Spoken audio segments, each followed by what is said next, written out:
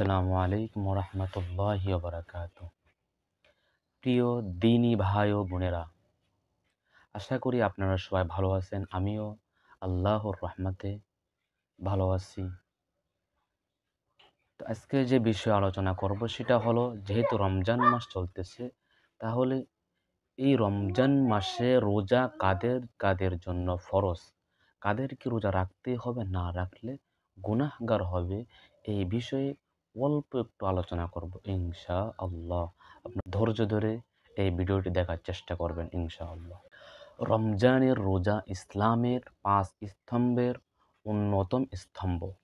ঈমান, নামাজ ও যাকাতের পরই রোজার স্থান। রোজার আরবি শব্দ হলো সাওম, যার আবিধানিক অর্থ বিরত থাকা।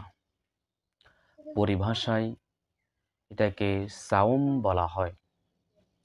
প্রত্যেক সৎজ্ঞান বালেগ মুসলমান নর নারীর সুবহে সাদিক থেকে সূর্যাস্ত পর্যন্ত রোজার নিয়তে পানাহার, স্ত্রী সহবাস ও রোজা ভঙ্গকারী সকল কাজ থেকে বিরত থাকা।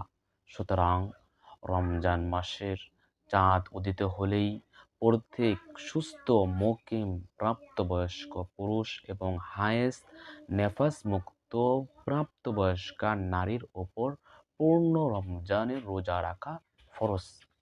এই সম্পর্কে আল্লাহ তাআলা কোরআনে কারীমের মধ্যে এরশাদ করেন, ইয়া আইয়ুহাল্লাযীনা আমানু কুতিবা আলাইকুমুস সিয়ামু কামা কুতিবা আলাল্লাযীনা মিন ক্বাবলিকুম লাআল্লাকুম তাত্তাকুন।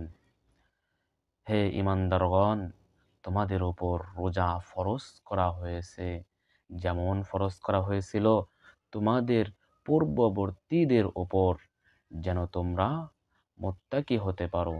সূরা বাকারা 183 নং আয়াত। অন্য আয়াতে আল্লাহ তাআলা ইরশাদ করেন, ফামান শাহিদা মিনকুমুশ শাহরা ফালইয়াসুম। সুতরাং তোমাদের মধ্যে যে ব্যক্তি এই মাস পাবে সে যেন অবশ্যই রোজা রাখে। ইনশাআল্লাহ আমরা সকলেই রোজা রাখার চেষ্টা করব। রমজানের 30টা রোজাই যেন আমরা সুন্দরভাবে রাখতে পারি, করতে পারি। আল্লাহ তাআলা আমাদেরকে সেই তৌফিক দান করুন। তাহলে আমরা